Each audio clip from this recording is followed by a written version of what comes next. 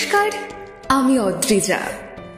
আজ আপনাদের জন্য ভয়েস ইনোভেটরের বিশেষ নিবেদন বিভূতিভূষণ বন্দ্যোপাধ্যায়ের রচিত ছোট গল্প মেডেল।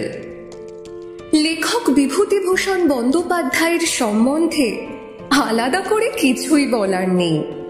সাহিত্য রচনায় তার অসামান্য প্রতিভা সম্বন্ধে পাঠক এবং শ্রোতারা সকলেই সমানভাবে সুপরিচিত।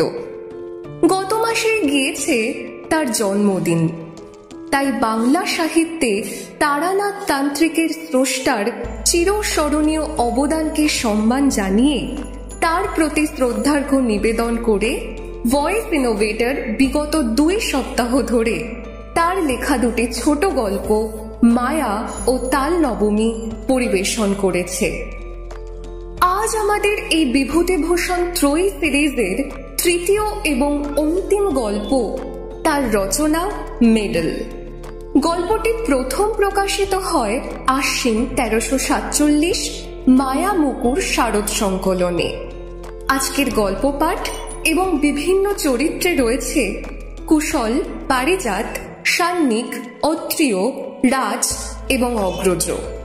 গল্পের সূত্রধর আমি অদ্রিজা। শুরু হচ্ছে মেডেল।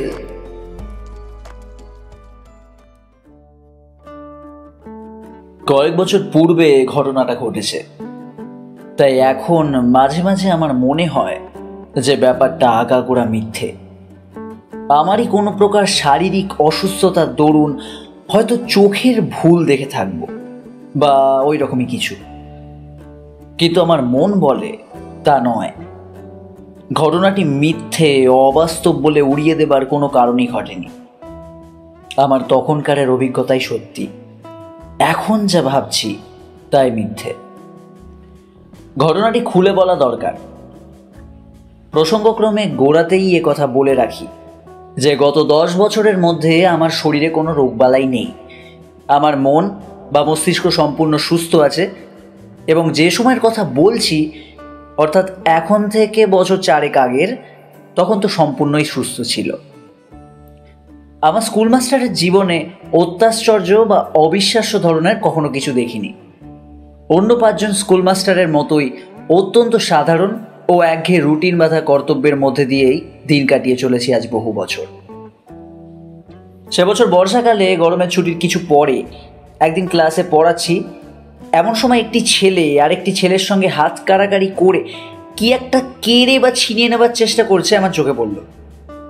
আমি ওদের দুজনকে অমনোযোগিতার জন্য ধমক দিতে অন্য একটি ছেলে বলে উঠল, স্যার, কামিক্ষে সুধীরের মেডেল কেড়ে নিচ্ছে। কার মেডেল? কিসের মেডেল? সুধীর নামে ছেলেটি দাঁড়িয়ে উঠে বললে, আমার মেডেল স্যার। অন্য ছেলেটির দিকে তাকিয়ে আমি বললুম, ওর মেডেল তুমি নিচ্ছিলে কামিক্ষে? কামিক্ষে ওরফে কামাক্ষাচরণ মৌলিক নামে ছেলেটি বললে, নিচ্ছিলাম না স্যার, দেখছিলাম, তাও দেবে না বলছে। ওর মেডেল ও যদি না দেয় তোমার কেড়ে নেবার কি অধিকার আছে? বসো, ওরকম আর করবে না। কথা শেষ করে সুধীরের দিকে চেয়ে ক্লাসের ছেলেদের পরস্পরের মধ্যে ভ্রাতৃভাব ও সখ্য থাকার ঔচিত্য সম্বন্ধে নাতি দীর্ঘ একটি বক্তৃতা দেবার পরে ঈষৎ কৌতূহলের সঙ্গে জিজ্ঞাসা করলুম, কই, কি মেডেল দেখি? কোথায় পেলে সেই মেডেল? ভেবেছিলুম আজকাল কলকাতার পাড়ায় পাড়ায় যেসব ব্যাডমিন্টন খেলা, সাঁতারের বা দৌড়ের প্রতিযোগিতা প্রভৃতি অনুষ্ঠিত হয়ে থাকে, তারই কোনো কিছুতে সুধীর হয়তো 4র্থ স্থান বা ওই ধরনের সাফল্য লাভ করে ছোট্ট এতটুকু একটা আধুলির মতো মেডেল পেয়ে থাকবে এবং সম্পূর্ণ স্বাভাবিক যে সে সেটা ক্লাসে এনে 5 জনকে গর্ব ভরে দেখাতে চাইবে। এমনকি এই ছুতো অবলম্বন করে ক্লাস শুদ্ধ হেডমাস্টারের কাছে দলবদ্ধ হয়ে গিয়ে একবেলার জন্য ছুটিও চাইতে পারে। সুতরাং মেডেলটা যখন আমার হাতে এসে পৌঁছালো, তখন সেটাকে তাচ্ছিল্যের সঙ্গেই হাত পেতে নিল, কিন্তু মেডেলটার দিকে একবার চেয়ে দেখেই চেয়ারে সোজা হয়ে বসল। না, এ তো পাড়ার ব্যাডমিন্টন ক্লাবের বাজে মেডেল নয়। মেডেলটা পুরনো, বড় ও ভারী চমৎকার গড়নের। কি জিনিস দেখি তো।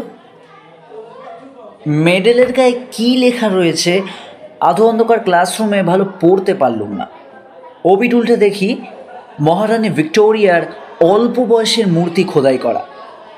পকেটে চশমা নেই, মনে হলো অফিস ঘরের টেবিলে ফেলে এসেছি।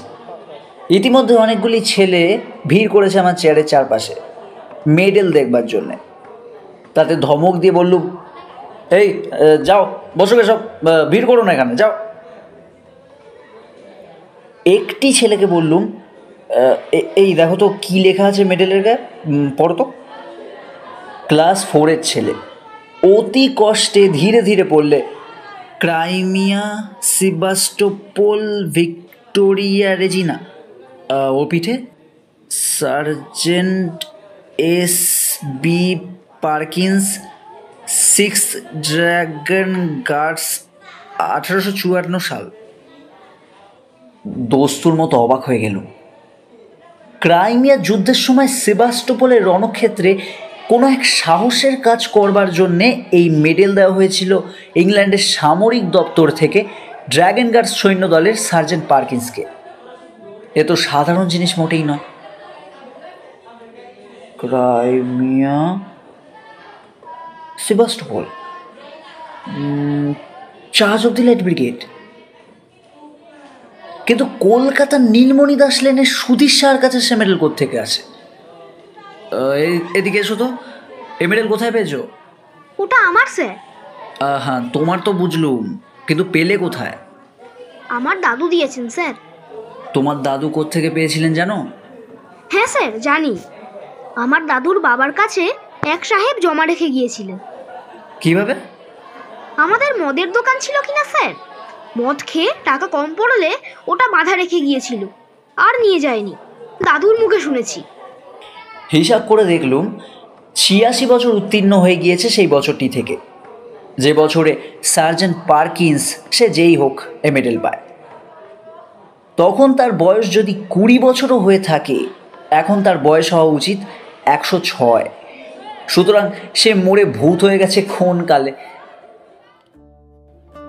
সেদিন ছিল শনিবার, সকাল সকাল স্কুল ছুটি হবে এবং অনেক দিন পরে সেদিন দেশে যাব আগেই ঠিক করে রেখেছিল। আমার এক গ্রাম সম্পর্কে জ্যাঠামশাই ইতিহাস নিয়ে নাড়াচাড়া করেন, বেশ পড়াশোনা আছে এই ব্যাপারে, গ্রামেই থাকেন। ভাবলুম তাকে মেডেলটা দেখালে তিনি ভারী খুশি হবেন। সুধীরের কাছ থেকে মেডেলটা চেয়ে নিল, সোমবারে ফেরত দেবো বলল। স্কুলের ছুটির পরে বাসা থেকে স্যুটকেস নিয়ে শিয়ালদা স্টেশনে এসে 2:30টার গাড়ি ধরল। দেশের স্টেশনে যখন এসে নামলুম তখন বেলা 5:30। 2 মাইল রাস্তা হেঁটে বাড়ি পৌঁছতে প্রায় সন্ধ্যা হয়ে গেল। সন্ধ্যার আগেই হয়তো পৌঁছতে পারতাম, কিন্তু আমি খুব জোরে হাঁটিনি। ভাদ্র মাসের শেষ, অথচ বৃষ্টি তত বেশি না হওয়ায় পথঘাট বেশ শুকনো খটখটে। পথের ধারের বর্ষা শ্যামল গাছপালা চোখে বড় ভালো লাগছিল। এতদিন কলকাতাবাসের পরে ভালো লাগারই কথা, তাই জোরে পা না চালিয়ে আস্তে আস্তে হেঁটে আসছিল। এখানে প্রথমেই বলি, আমার বাড়িতে কেউ থাকে না। পাশের বাড়ির এক বৃদ্ধা আমি গেলে রান্না করে দিয়ে আসছেন বরাবর। আমার এক বাল্যবন্ধু বৃন্দাবন অনেক বছর ধরে বিদেশে থাকে।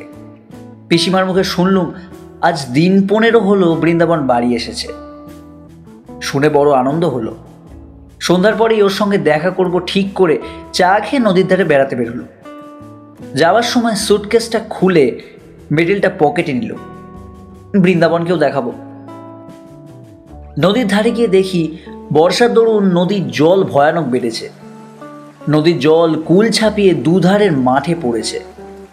অনেকক্ষণ বসে রইল। সন্ধ্যার অন্ধকার নামলো একটু একটু।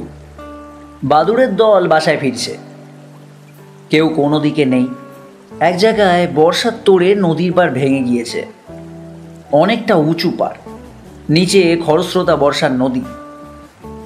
জায়গাটা দিয়ে যেতে যেতে একবার কীরকম ভেঙেছে দেখবার ইচ্ছা হলো। পাড়ের ধারে দাঁড়িয়ে নিচে জলের আবর্ত দেখছি। পাড়টা সেখানে অনেকখানি উঁচু, জল অনেক নিচে। হঠাৎ আমার মনে একটা অদ্ভুত ইচ্ছা জেগে উঠল। আমার লাফ দিয়ে পাড় থেকে জলে ঝাঁপিয়ে পড়তে ইচ্ছা করলো। দাঁড়িয়ে থাকতে থাকতে ইচ্ছাটা যেন ক্রমে বেড়ে উঠল। অথচ বর্ষার খরস্রোতা নদী কুটো ফেললে দুখানা হয়ে যায়। আমি সাঁতারও জানি না, গভীর জল পাড়ের নিচেই। ইচ্ছাটা কিছুতেই যেন সামলাতে পারছি না। এমনকি আমার মনে হলো যেন আর কিছুক্ষণ এখানে থাকলে আমাকে লাফ দিতেই হবে, নইলে আমার জীবনের সব সুখ চলে যাবে। তাড়াতাড়ি নদীর পাড় থেকে একরকম জোর করেই চলে এলো, কারণ যেন আমার মনে হচ্ছিল এরপর আমার আর যাওয়ার ক্ষমতা থাকবে না। পা দুটো যেন কেমন শীষের মতো ভারী হয়ে উঠছে। এরপর ওই বিপজ্জনক নদীর পাড় থেকে পা দুটোকে নাড়াবার ক্ষমতাই চলে যাবে আমার। নদীর ধার থেকে বৃন্দাবনের বাড়ি আসবার পথে ওসব ইচ্ছে আর কিছুই নেই। আমি নিজের মনোভাবে নিজেই আশ্চর্য হয়ে গেল। কি অদ্ভুত! এরকম হবার মানে কি? ট্রেনে বসে অতিমাত্রায় ধূমপান করেছিলুম মনে পড়ল। এই ভাদ্র মাসের গরমে অত ধূমপান করা ঠিক হয়নি। তার উপর আবার বাড়ি এসে 2-3 পেলা চাও খেয়েছি। এসবেই ওরকমটা হয়ে থাকবে। নিশ্চয়ই তাই। বৃন্দাবনের বাড়ি গেল। বৃন্দাবনকে অনেকদিন পর দেখে সত্যি আনন্দ হলো। দুজনে অনেক রাত পর্যন্ত বসে অনেক গল্প করল। অনেক বছর ধরে জমানো অনেক সুখ দুঃখের কাহিনী। বড় গরম আজ, কোথাও এতটুকু বাতাস নেই। ভাদ্র মাসের গুমোট গরম। বৃন্দাবন বললে, চল ভাই, ছাদে গিয়ে বসে গল্প করি, তবু একটু হাওয়া পাওয়া যাবে। এই, তুই আমাদের এখানে খেয়ে যাবি কিন্তু, মা বলে দিয়েছেন। তোর বাড়িতেও খবর দেওয়া হয়েছে। দুজনে ছাদে উঠল। বাড়িটা দোতলা। ছাদের ওপর একখানা মাত্র ঘর আছে। আমি জানতুম বৃন্দাবনের কাকা ওই ঘরটায় থাকেন। দোতলায় ছাদে উঠে দেখলুম বাড়ির পেছন দিকটায় বাঁশের ভারী বাঁধা। বললুম, বাড়িতে রাজমিস্ত্রি খাটছে বুঝি বৃন্দাবন? হ্যাঁ রে ভাই, কাকার ঘরটা মেরামত হবে। উত্তর দিকের দেওয়ালটার গা থেকে না একদম নোনা ধরা ইটগুলো বার করা হচ্ছে।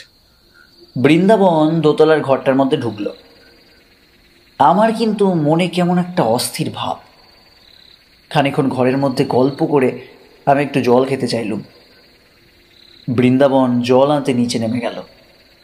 আমি ছাদে পায়চারি করতে লাগলুম। ছাদে কেউ নেই। ছাদটা অন্ধকার। যে দিকটায় রাজমিস্ত্রিরা ভাড়া বেঁধে কাজ করছে, পায়চারি করতে করতে সেখানটাতে গিয়ে দাঁড়িয়ে দেখছি। হঠাৎ আমার মনে হলো, ছাদ থেকে লাফ দিয়ে কেন পড়ি না? দেব, দি না, আরে দি না, কি হবে দিয়ে দি।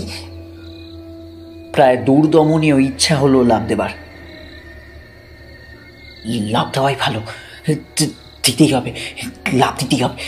না, আমাকে দিতেই হবে, লাফ দিতেই হবে। দি লাফটা দি, এই তো নিচে তো লাফ দি লাফ দি। এমন সময় বৃন্দাবন ছাদের উপর এসে বলল, আয় আয়, ঘরের মধ্যে আয়, মা চা পাঠিয়ে দিয়েছে। ওইখানে দাঁড়িয়ে আছিস কেন? আয়। আরও প্রায় আধ ঘন্টা কথা বলবার পরে নিচ থেকে চা ও খাবার এসে পৌঁছালো। আমরা দুই বন্ধুতে অনেক রাত পর্যন্ত গল্পগুজব করল। তারপর বৃন্দাবন খাবার কতদূর জোগাড় হলো সেটা দেখতে নিচে চলে গেল। ঘরের মধ্যে বড় গরম। আমি বাইরের ছাদে খোলা হাওয়ায় আবার বেড়াতে লাগলো। রাজমিস্ত্রিদের ভাড়ার কাছে এসে দাঁড়িয়ে আমার মনে হলো, লাভ এবার আমাকে দিতেই হবে। কেউ নেই ছাদে, কেউ নেই, কেউ বাধা দিতে আসবে না।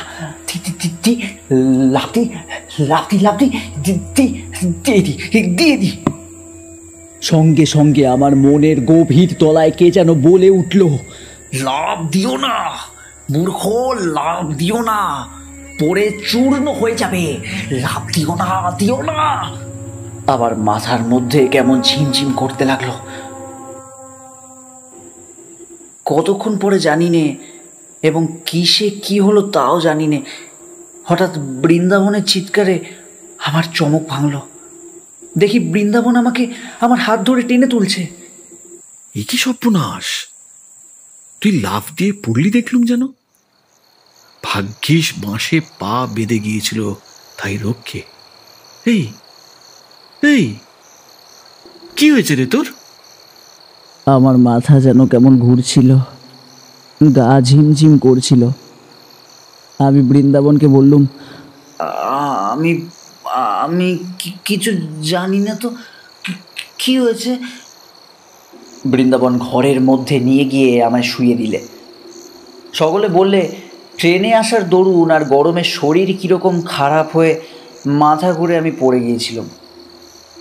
আমি জানি মাথা ঘুরে আমি পড়ে যাইনি, লাফ আমি ইচ্ছে করেই দিয়েছিলাম। তবে ঠিক যে সময়টাতে আমি লাফ দিয়েছি সেই সময়ের কথাটা আমি অনেক চেষ্টা করেও কিছুতে মনে করতে পারলুম না। বিছানায় শুয়ে বেশ সুস্থ বোধ করলুম। পাশ ফিরতে হঠাৎ যেন কি একটা শক্ত জিনিস বুকের কাছে ঠেকলো। পকেটে হাত দিয়ে দেখি সুধীরের সেই মেডেলটা। আশ্চর্য, এটার কথা এতক্ষণ একেবারে ভুলেই গিয়েছিল। বৃন্দাবনকে সেটা দেখালো। ওদের বাড়ির সকলে মেডেলটা হাতে করে ঘুরিয়ে ঘুরিয়ে দেখলে। রাত্রিরে নিজের ঘরে এসে শুয়ে পড়ল। আমার বাড়িতে কেউ নেই বর্তমানে, একাই থাকি একটা ঘরে। একটা জিনিস লক্ষ্য করেছি, যখন থেকে বৃন্দাবনের বাড়ি থেকে বার হয়ে পথে পা দিয়েছি তখন থেকেই কেমন এক ধরনের ভয় করছে আমার। বাড়িতে যখন ঢুকলাম তখন ভয়টা যেন বাড়ল। একা ঘরে কতবার এর আগে শুয়েছি, এরকম ভয় হয়নি কখনো মনে। না, শরীরটা সত্যিই খারাপ। শরীর খারাপ থাকলে মনও দুর্বল হয়ে যায়। আলো নিভিয়ে শুয়ে পড়ল। আমার শিয়রের কাছে একটা বড় জানলা দিয়ে বাড়ির পিছনের বনবাগান চোখে পড়ে। বেশ জ্যোৎস্না উঠেছে, কৃষ্ণপক্ষের একাদশীর জ্যোৎস্না। হাওয়া আসবে বলে জানলাটা খুলে রেখেছি। যা গরম আজ! কিন্তু কতক্ষণ ঘুম হয়েছিল জানি নে, ঘণ্টাখানেকের বেশি হবে না। হঠাৎ ঘুমটা আমার ভেঙে গেল। মনে হতে লাগলো আমার শিয়রের দিকে জানলায় কে যেন দাঁড়িয়ে, যেন মাথা তুলে সেদিকে চেয়ে দেখলেই তাকে দেখা যাবে। কথাটা মনে হওয়ার সঙ্গে সঙ্গে ভীষণ ভয় হলো আমার। অথচ কিসের যে ভয় তাও জানি নে। এমন ভয় হলো যে কিছুতেই শিয়রের জানলার দিকে তাকাতে পারলুম না। চোখে না দেখলেও আমার বেশ মনে হলো জানলার গড়াতে দুটো হাত রেখে কে যেন দাঁড়িয়ে আছে। জ্বলন্ত চোখে সে আমার দিকে চেয়ে রয়েছে। আমি ওদিকে চাইলেই তাকে দেখতে পাবো। আমি প্রাণপণে চোখ বুজে শুয়ে রইলুম, কিছুতেই ওদিকে চাইব না। ঘুমোবারও চেষ্টা করলুম অনেক, কিন্তু ঘরের মধ্যে কোথাও কি ইঁদুর পচেছে? কিসের পচা গন্ধ? আয়োডিন, লিন্ট, মলম, ওগুলোর গন্ধের সঙ্গে পচা একটা ক্ষতের গন্ধ মেশানো।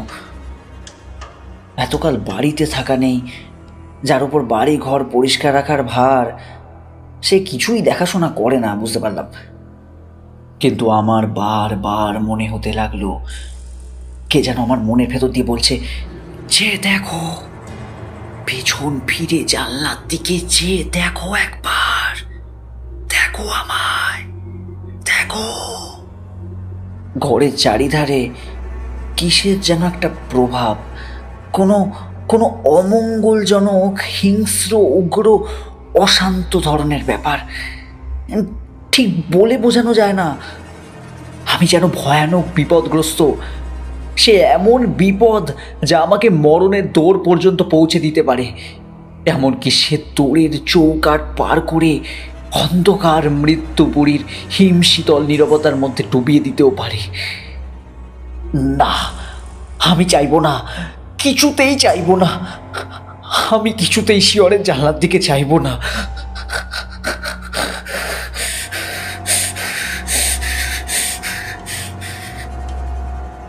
কিন্তু যে প্রভাবই হোক, আমার ঘরের মধ্যে দেওয়ালের এপিঠে তার অধিকার নেই। বহুকাল ধরে পূর্বপুরুষেরা বাস্তু শালগ্রামের অর্চনা করেছেন এ ঘরে। এর মধ্যে কারো কিছু খাটবে না।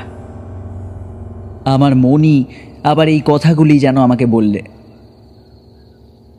অন্ধকার রাত্রে নির্জন ঘরে মন কত কথা যে কয়। হঠাৎ জানলার ধারে কি যেন একটা শব্দ হলো, অদ্ভুত ধরনের শব্দটা। কে যেন জানলার গড়াদের উপর টোকা দিয়ে আমার দৃষ্টি আকর্ষণ করতে চাইছে। একবার, দুবার, তিনবার। ভয় আমার বুক ঢিপ ঢিপ করতে লাগলো। কাউকে ডাকবো চিৎকার করে, একবার চেয়ে দেখবো জানলার দিকে জিনিসটা কি। হঠাৎ আমার মনে পড়ল একটা ধাড়ি বেজি অনেক দিন থেকে বাইরের দেওয়ালে কড়িকাঠের খোলে বাসা বেঁধে আছে। আজ বিকেলেও সেটাকে একবার দেখেছি। জানলার উপরকার কাঠে সেটা মনে হয় পোকামাকড় কিংবা জোনাকি ধরেছে। তারই শব্দ হবে। কথাটা মনে হতেই মনের মধ্যে সাহস আবার ফিরে এলো। ওহ, ঘাম দিয়ে জ্বর ছেড়ে গেল যেন। শরীর অসুস্থ থাকলে কত সামান্য কারণ থেকে ভয় পায় মানুষ। একটা বড় দেখে স্বস্তির নিঃশ্বাস ফেলে এবার পাশ ফিরে ঘুমোবার চেষ্টা করলুম। কিন্তু আমার এ ভাব বেশিক্ষণ স্থায়ী হলো না। এ ধারণা আমার মন থেকে কিছুতেই গেল না যে আজ রাত্রে আমি একা নই, আরও কেউ একজন এখানেই আছে। নিদ্রাহীন চোখে সে আমার উপর ঘর দৃষ্টি দিয়ে পাহারা রেখেছে। আমায় সে নিরাপদে বিশ্রাম করতে দেবে না আজ। বারবার ঘুম আসে, আবার তন্দ্রা ছুটে যায়। অমনি জেগে উঠি, কিন্তু চোখ চাইতে বা বিছানার ওপর উঠে বসতে সাহস পাই না। আর সেই শব্দটা মাঝে মাঝেই জানলার গড়াদের ওপর হতে শুনি। খুব মৃদু করাঘাতের যেন শব্দ, যেন শব্দটা বলছে, যে দেখো। ঘামে দেখি বিছানা ভেসে গিয়েছে। ভাদ্রের গুমোট গরম কি না। এরপর দিনের আলো ফুটলে লোকজনের শব্দ কানে যেতেই রাত্রের ভয়টা মন থেকে কোথায় মিলিয়ে গেল। নিশ্চিন্ত মনে বেলা 9টা পর্যন্ত ঘুম দিল। তারপর উঠে চা খেয়ে পাড়ায় বেড়াতে বার হওয়া গেল। এই সময় একটা ঘটনা ঘটল। তখন আমি আর বিশেষ কোনো মূল্য দিইনি, কিন্তু পরে সব কথা মনে মনে আলোচনা করে দেখে সেটা ভারী আশ্চর্য বলে মনে হয়েছিল। ও পাড়ার পথে আমার সেই জ্যাঠামশাইয়ের সঙ্গে দেখা। তাকে দেখাবার জন্যে আমি মেডেলটা কাল রাত্রে সঙ্গে নিয়েই বেরিয়েছিলাম, কিন্তু বৃন্দাবনদের বাড়িতে নিমন্ত্রণের জন্যে তার সঙ্গে আর দেখা করতে পারিনি। আমায় দেখে তিনি বললেন, এই যে সুরেন, ভালো আছো? কাল তুমি এসেছো দেখলুম, তখন অনেক রাত, তাই আর ডাকলুম না। বোধহয় বৃন্দাবনের বাড়ি থেকে ফিরছিলে। আমি তখন ছাদেই পায়চারি করছি। উফ, যে গরম দিয়েছে বাবা কাল রাত্রিরে। তোমার সঙ্গে লোক রয়েছে দেখে আমি আর ডাকলুম না। ওই লোকটি কে? খুব লম্বা বটে, যেন ওই শিখ কি পাঞ্জাবির মতো লম্বা একেবারে। তোমার বন্ধু বুঝি? বাঙালির মধ্যে এমন চেহারা, বেশ বেশ বেশ। আমি অবাক হয়ে জ্যাঠামশাইয়ের মুখের দিকে চেয়ে বললুম, আমার সঙ্গে লম্বা লোক, তাও আবার কাল রাত্রিরে?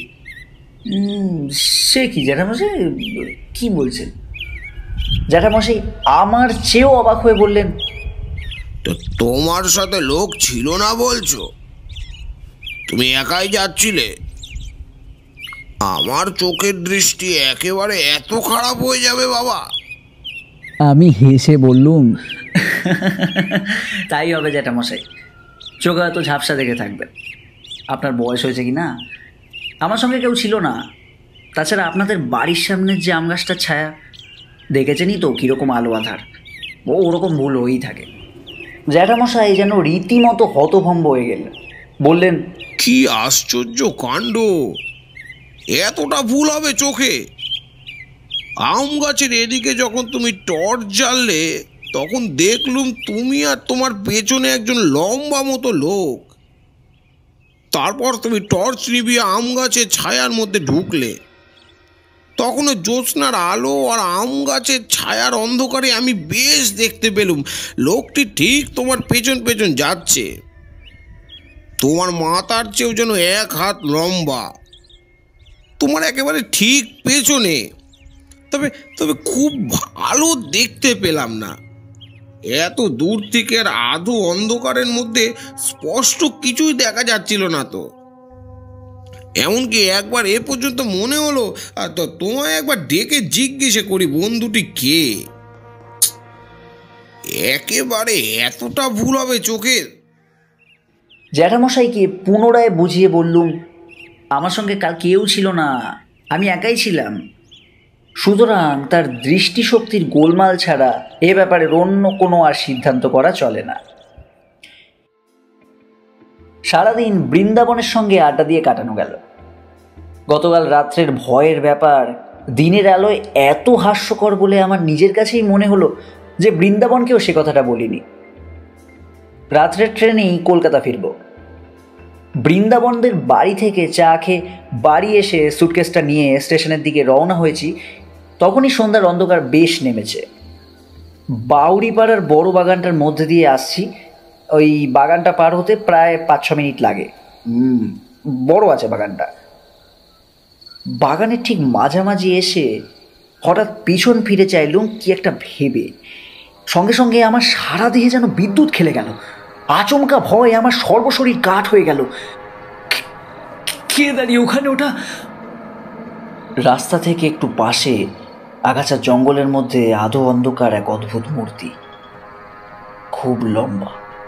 তার মাথায় ঘোড়ার বালামচির সেই এক লম্বা ধরনের টুপি, পাতলা লোহার চেন দিয়ে থুতনির সঙ্গে বাঁধা। ছবিতে ঘোড়া সৈনিকদের মাথায় যে ধরনের টুপি দেখা যায় সেরকম।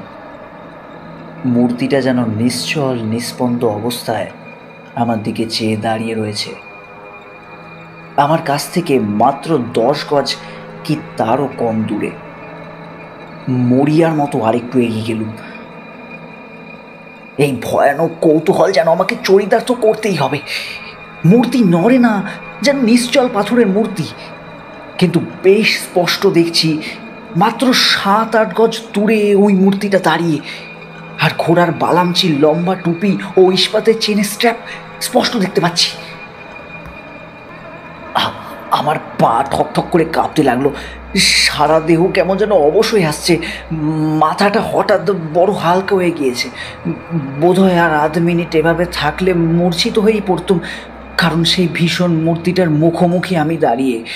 আমার পা দুটো বেজায় ভারী হয়ে গিয়েছে, নড়বার উপায় নেই সেই মূর্তির সামনে থেকে। কিন্তু ঠিক সেই সময় বাউরি বাগানের পথে লণ্ঠন নিয়ে কারা যেন ঢুকলো। 2-3 জন লোকের গলার শব্দ শুনে আমার সাহস ফিরে এলো। আমি ওদের ডাক দিলুম চিৎকার করে। ওরা ছুটে এলো। আমায় ওখানে বনের মধ্যে দেখে খুব আশ্চর্য হয়ে বললে, ওখানে কে বাবু? কে কে ওখানে? কি হয়েছে আপনার? আপনার কি হয়েছে বাবু? কে ওখানে? তারপর লণ্ঠন তুলে ওরা আমার মুখ দেখে বললে, ও আপনি? কি হয়েছে আপনার? মুখটা একেবারে সাদা ফ্যাকাশে হয়ে গিয়েছে। ভয়টায় পেলেন নাকি? বাউরি বাগান জায়গাটা ভালো নয়।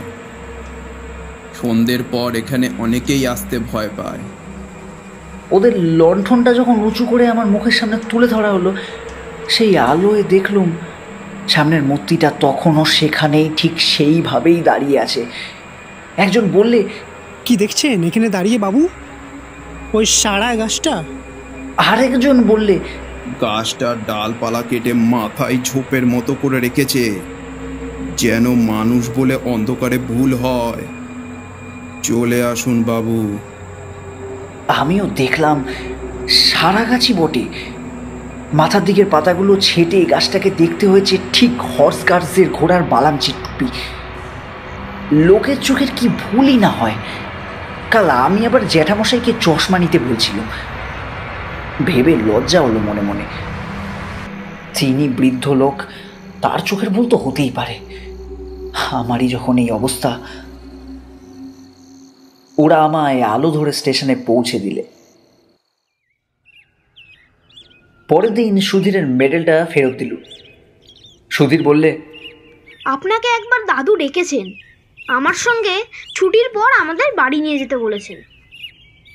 সুধীরের দাদু বললেন, যাক, আমার বড় ভয় হয়েছিল মাস্টার বাবু। সুধীরের কাছ থেকে মেডেলটা নিয়ে গেছেন দেশে, শুনলুম কি না? আপনার দেশের ঠিকানা জানতুম না, তাহলে একটা একটা একটা তার করে দিতাম। ও মেডেলটা আমার বাবাকে একজন গোরা সৈন্য দিয়ে যায়। আমি তখন জন্মাইনি, বাধা দিয়েছিল, আর উদ্ধার করতে পারেনি। বেজায় মাতাল আর গোয়া ছিল লোকটা। ও মেডেলের বিপদ হচ্ছে, আমাদের বংশের লোক ছাড়া অন্য কেউ নিলে তার বড় বিপদ ঘটে। আমারই এক ভগ্নিপতি একবার কিছুতে শুনলে না। অনেক কাল আগের কথা, বাড়ি নিয়ে গেল মেডেলটা দেখাতে, এবং সেই দিনই সন্ধ্যের সময় ছাদ থেকে পড়ে মারা গেল। মৃতদেহের পকেট থেকে মেডেলটা বেরোলো। আমি কলের পুতুলের মতো শুধু বললুম, ছাদ থেকে পকেটে মেডেলটা পাওয়া গেছিল? আগে হ্যাঁ মাস্টার বাবু, আমার নিজের ভগ্নিপতি, মিথ্যে কথা তো বলবো না। আজ 27-28 বছর আগের কথা। ওটা আরও 2-1 নিয়েছে, তক্ষুনি ফেরত দিয়ে গেছে। বলে রাত্রে ভয় পায়, গা ছমছম করে, কে যেন পেছনে ফলো করছে বলে মনে হয়। ও বাইরের লোকে সহ্য হয় না, প্রাণ পর্যন্ত বিপন্ন হয়। তাই ভাবছিলুম একটা তার করে দেব। একটা কথা বলা দরকার। মাসখানেক পরে আমি আবার দেশে যাই। বাউরি বাগানে ঢুকে যেখানে সেই রাত্রে ভয় পেয়েছিলুম, সেদিকে চেয়ে দেখে সেই সারা গাছটা কোথাও আমার চোখে পড়ল না। যে আম গাছটার ধারে সারা গাছটা দেখেছিলাম, সেখানে দিনমানে বেশ ভালো করে দেখেছি, কোথাও সেই সারা গাছ নেই, বা গাছ কেটে দিলে যে গুঁড়িটা থাকবে তারও কোনো চিহ্ন নেই। কোশমিন কালেও যে সেখানে একটা বড় সারা গাছ ছিল, তাও আমার সেই জায়গাটা দেখে মনে হয়নি। আপনারা শুনছিলেন মেডেল, রচনা বিভূতিভূষণ বন্দ্যোপাধ্যায়। গল্প পাঠে ছিল কুশল, জ্যাঠামশাই পারিজাত, বৃন্দাবন সান্নিক, সুধীরের দাদু রাজ, লোক দুজন অগ্রজ ও শিবাশিস, সুধীর অত্রিয়। বাকি ছাত্র সৌনক, শিবাশিস, কুশল। গল্পের সূত্রধর ছিলাম আমি অদ্রিজা। শব্দগ্রহণ, আবহ সঙ্গীত, স্পেশাল এফেক্টস, পোস্টার ডিজাইনে ছিল শুভ। এই সপ্তাহের মতো এইটুকুই। আমাদের আজকের উপস্থাপনা কেমন লাগলো জানাতে পারেন কমেন্ট সেকশনে, অথবা আমাদের ইমেল করতে পারেন voiceinnovator77@gmail.com এই ঠিকানায়। পরবর্তী সপ্তাহে আরও একটি ভিন্ন স্বাদের গল্প নিয়ে উপস্থিত হবে voice innovator. Till then, stay tuned, stay happy.